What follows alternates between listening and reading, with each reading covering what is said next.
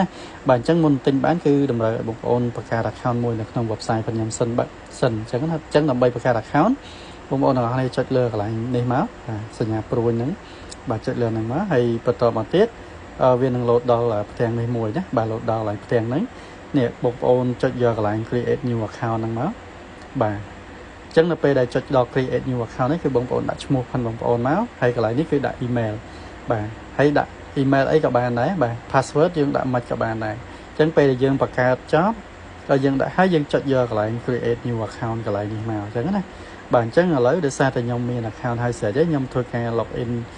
ចូលទៅក្នុង account ផងខ្ញុំហ្មងអញ្ចឹងខ្ញុំចុចលើកន្លែង have already account មកខ្ញុំ log in ចូលទៅក្នុង account ផងខ្ញុំចូលបាទអញ្ចឹងពេលដែលខ្ញុំ log in ចូលមកដល់ account ផងខ្ញុំហើយដើម្បីទិញបានគឺតម្រូវបងប្អូន deposit លុយចូលទៅក្នុង account ផងបងប្អូនណាបានចុចទិញបានបាទអញ្ចឹងយើងដើម្បី deposit យើងចុចលើកន្លែង tray 3ខាងលើនេះមកយើងយកកន្លែងពាក្យថា deposit នេះបាទចុចលើកន្លែង deposit ហ្នឹងមកបាទហើយបន្តទៀតចំនួនទឹកប្រាក់បងប្អូនចង់ទិញប្រមាណ account ដាក់ប៉ុណ្្នឹងទៅហើយកុំបងប្អូន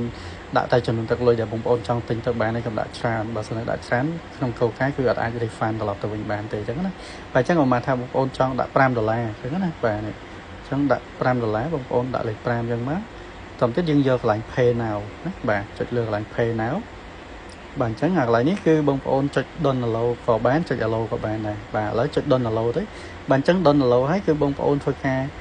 download QR ហ្នឹងទៅហើយ scan ចូល pay ទៅវាលុយវានឹង load ចូលកន្លែង balance ប៉ុនបងប្អូនកន្លែងនេះ auto បន្តិចហ្មងអញ្ចឹងណាបាទឬក៏បងប្អូនបើកទូរស័ព្ទផ្សេង scan direct យកហ្មងក៏បានដែរអញ្ចឹងពេលដែល scan ចប់ហើយលុយ load ចូលកន្លែងនេះបាទ load ចូលកន្លែងហ្នឹងគឺបងប្អូនចុចកន្លែង home page មក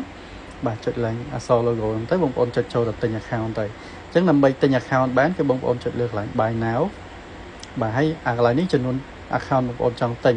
ប្រហែលថាបងប្អូនចង់ទិញ1ឬក៏5ឬក៏10អីចឹងទៅបាទឬក៏100បងប្អូនកំណត់ចំនួនតាមហ្នឹងទៅណាបាទ